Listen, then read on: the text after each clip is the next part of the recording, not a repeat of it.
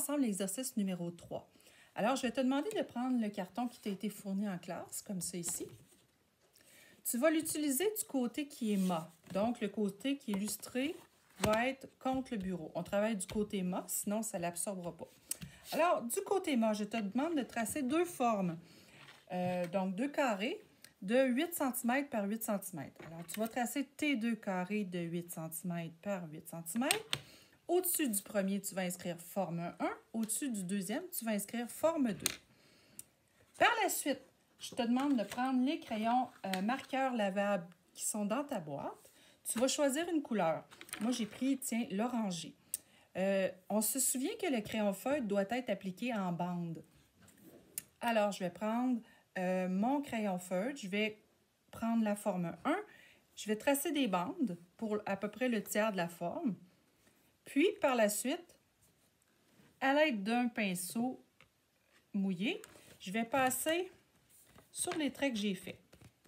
Essaie des endroits de peser plus fort, de peser moins fort. On part de l'extrémité ici et on s'en va vers l'autre côté. C'est pas grave si ça dépasse pour l'instant. Tu peux essayer différents pinceaux, voir comment ça va fonctionner. Maintenant que c'est fait, on laisse sécher. On s'en va sur la forme 2. Alors là, tu dois choisir deux couleurs. C'est plus simple si tu prends deux couleurs qui sont proches. Par exemple, on peut prendre un bleu et un violet. Tiens. Je vais devoir mettre le bleu ici pour un tiers en bande pour un tiers et le violet en bande pour un tiers en laissant le tiers du centre vide.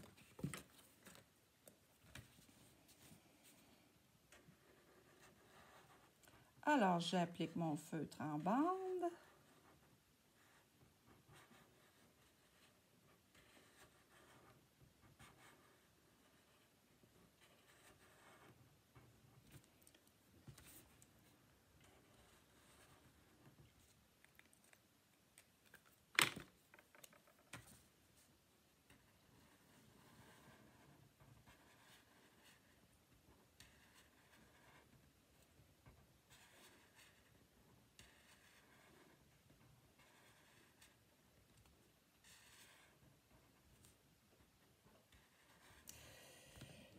J'ai maintenant terminé mes tiers. Donc, le tiers de mon bleu, le blanc et le tiers du violet.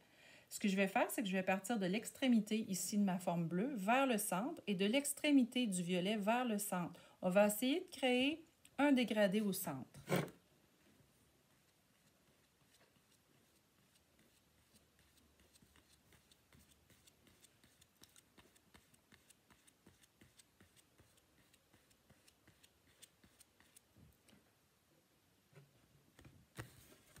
Je viens de faire le bleu, je l'ai glissé vers le centre. Maintenant, j'y vais avec le violet. Bien sûr, le centre, il faut que tu fasses attention pour bien faire l'union des deux couleurs, de sorte à ce que le dégradé soit fluide.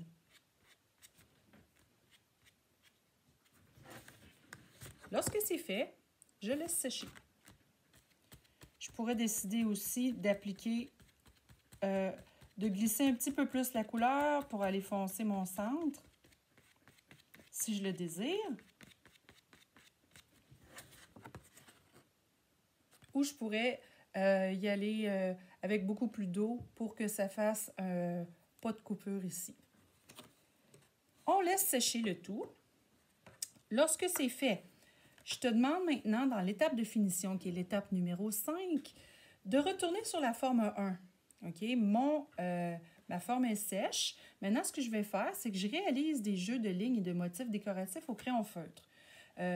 J'ai pris du orangé, alors je vais choisir, une espèce de rouge pour aller par-dessus. Alors, avec mon crayon feutre, je vais travailler sur le lavis que j'ai fait précédemment. Je vais faire des formes diverses.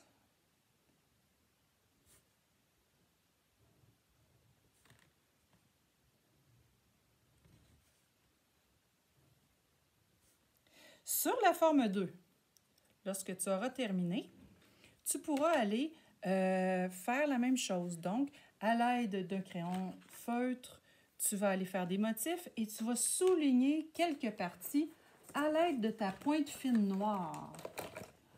La pointe fine noire ne servira pas à faire que le contour. Je ne la trouve pas pour l'instant, mais ne servira pas qu'à faire le contour. Alors, je te montre, lorsque c'est sec, à quoi ça peut ressembler.